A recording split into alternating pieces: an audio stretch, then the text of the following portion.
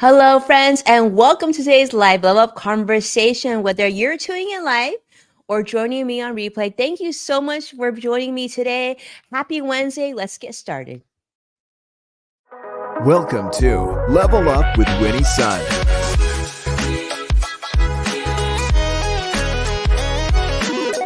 Market updates. Speed round.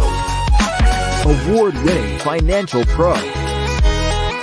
And now, get ready. I present to you Level Up with Winnie Sun. Hello, friends, and welcome to the show. I'm Winnie Sun, your host, an award winning financial pro, a Forbes contributor, and a CNBC council member and contributor as well. We're streaming here live and several social media platforms. So jump in, say hello, introduce yourself. It's great to see so many friends joining us on all the different platforms today. And let's get started and tell you how the market's doing currently. Of course, the market hasn't closed yet. We still have a little bit of ways to go here, but currently the Dow is down about 1.5 points, like barely 1.5 here. So just barely in negative territory, but the NASDAQ is down pretty heavy today. We're currently down almost 200 points, down 196 currently. And the S&P 500 is down 39 points as well. So unfortunately, negative across the board. The NASDAQ, of course, experiencing a pretty significant decline today, primarily because of some of the tech giants and some of the sort of sector pressure that you're seeing here. There's been a lot of valuation concerns with the tech sector. Of course, they are actually giving pretty decent estimates on quarterly results. However, the tech sector, as you know, is currently trading significantly higher in terms of valuation, approximately 29 times its 2024 earnings, which investors like us don't like to see, right? We like to see good earnings, but we also like to see relatively reasonable valuations as well. Want to say a big welcome to many people on the show today. I see wow, lots of people coming in today. Kales, it's great to see you here, and CrossX Fighter on YouTube Live. Always a treat to see you, and it's great to see you, Joshua. Thanks so much for making the time and being here with us always.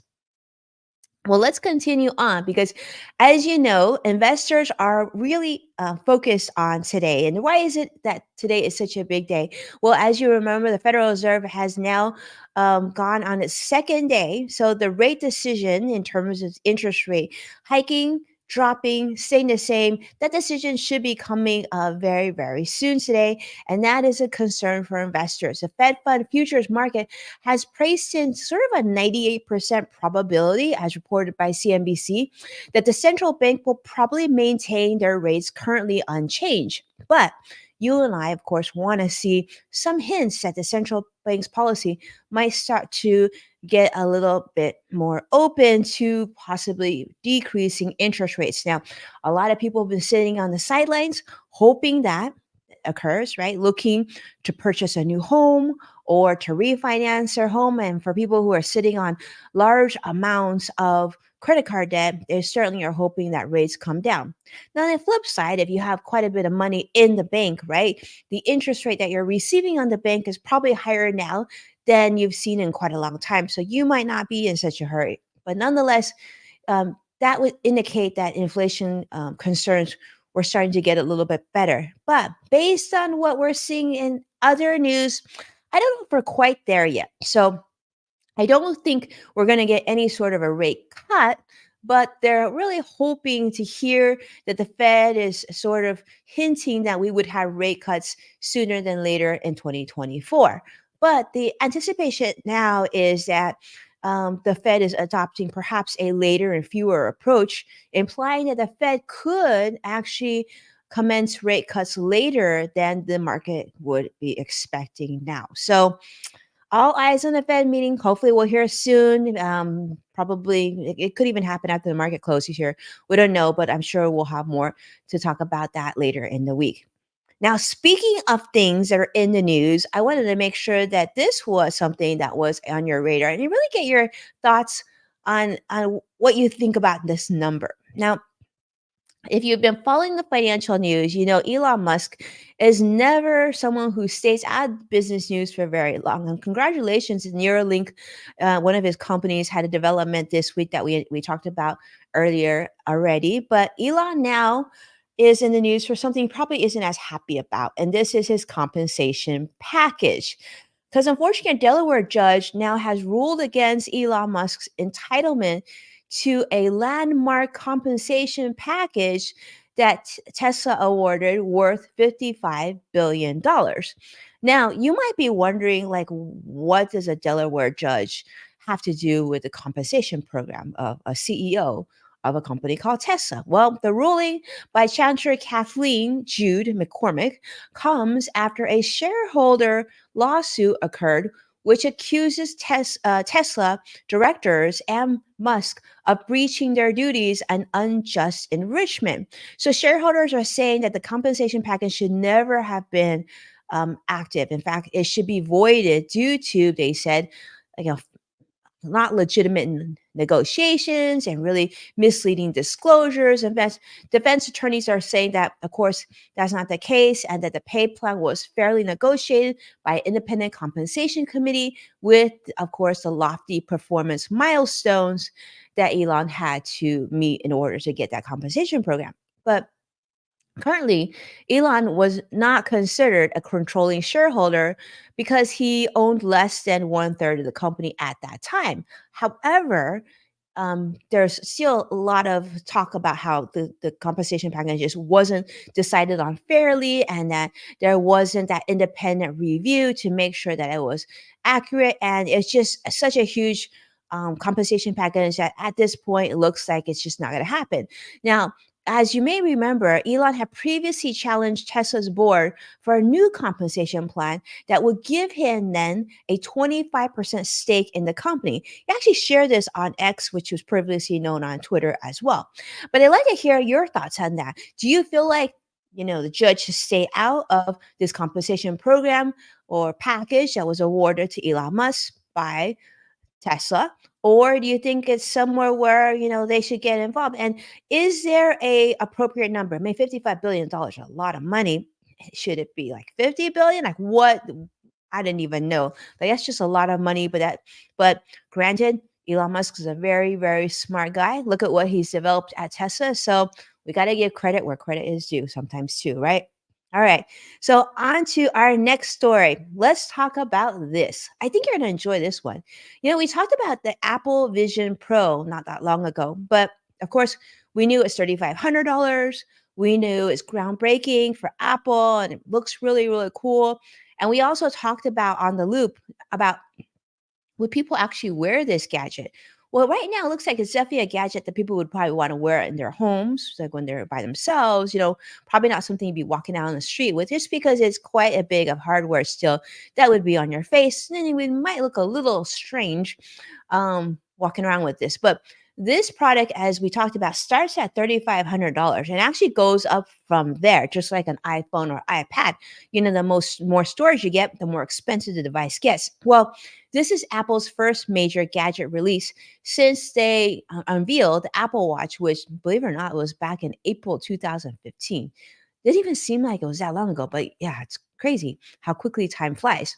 Well, of course, this is a really unique and enjoyable experience, they're saying, and they're promising that this is going to be the future of computing and entertainment. So there was an article that came out on CNBC today, which actually had someone try this Vision Pro and gave us their review and thoughts on the product. And I gotta say, overall, it sounded very, very good. Now, this product has a high quality display and powerful M2 processor, which, if you know, the Apple, new a lot of the new MacBook Pros have the M1 or M2 chip, and this M2 chip is quick. It's so powerful. And to think that in such a small device that there's an M2 chip, you can imagine how enjoyable this experience is. This is very simple, similar to what you would find in your typical Mac computer. Now, this headset even has its own Apple Store, but it also supports over a million iPhone and iPad apps as well. And they're saying that this really was able to eliminate some of the things that you didn't like from cheaper headsets, such as something they call the screen door effect, which offers a crisp and immersive experience. So this thing looks really cool. It's like you can watch movies on it, you can check apps at the same time, you can even surf, and it even gives you that spatial audio experience. And they said the built-in speakers are incredible and really give you that surround sound feel. So, you know, I gotta ask you what you think about this, but so far the reviews look very good. People are really enjoying sort of the 3D version of seeing yourself in FaceTime. And although not some of the really popular apps aren't yet available on this device, such as Netflix and I think Spotify as well. But some of the things that people love is sort of this new keyboard and the fact that I guess it can recognize your hand movements and your eye movements. And they said it's actually very intuitive that way. So currently $3,500. And they're saying that, I think they released initially about 200,000 of these headsets. And based on pre sales, they think they've sold already between 160 to 180,000 headsets during the pre-order weekend. Now, this product is supposed to be available on Friday of this week, and they're saying if you want to test it before buying it, I guess you can even make an appointment at your local Apple store to start previewing and checking it out on this Friday too, which is kind of cool. So I feel like for most people, if you're going to spend $3,500, you'd actually want to test it out. So this is your chance to check it out on Friday, but maybe not. Maybe you're ready to go. And if that's the case, you can pre-order the Apple Vision Pro, I guess, right on Apple's website or even like via your iPhone or iPad, and you can just get it done. But yeah, expensive device, but looks like it's going to be a lot of fun for those who are early adopters. I don't know. I'm not yet ready to part with so much money for something like that. I just don't see myself using it that much, but maybe for you, that would be the thing that you would do. And they're saying that if you're going to get this thing, you probably want to add Apple Care. And I guess Apple Care coverage for this device is about $500 too, $499, or you can pay like 25 bucks a month. So still not cheap, but it looks interesting. Yeah, it looks fun. And maybe, hey, maybe if you get it, you can watch Level Up Live on that and let me know how that goes. But that could be really, really fun too. All right. So our next story I'm going to segue over is this. You know, it's one of those things, it's one of those necessary evils. You heard it, right? It's tax season, and tax season is officially here, my friends. I know it's like you talk about the holidays and then you're talking about New Year's and then you're like, it's almost February. Tomorrow's February. That's crazy. But now tax season is officially here. And these are some of the things that you want to know before you file your 2023 taxes. That's right. First things first, let me just say if you didn't pay attention to it already, like your mail is coming in right now, those tax statements are coming in. I recommend just getting a box ready. I have mine ready and it has a post it that says 2023 tax season. And like just every tax form, just put it in the box because that's what you're going to want to do. Right. In fact, I actually got this is how much I do because we do business taxes. I have to do my business taxes. My accountant does the taxes, but we have to organize everything. I even got these like handy like envelope openers. Let me see how many there are. That's how many envelopes we're going to go through this year just for tax season. So of course, some of that's going to go to my team. It's not going to be for me, but nonetheless, tax season is here. And these are some of the things that you want to know. First off, of course, we know that filing taxes is essential to avoid penalties. No surprise there.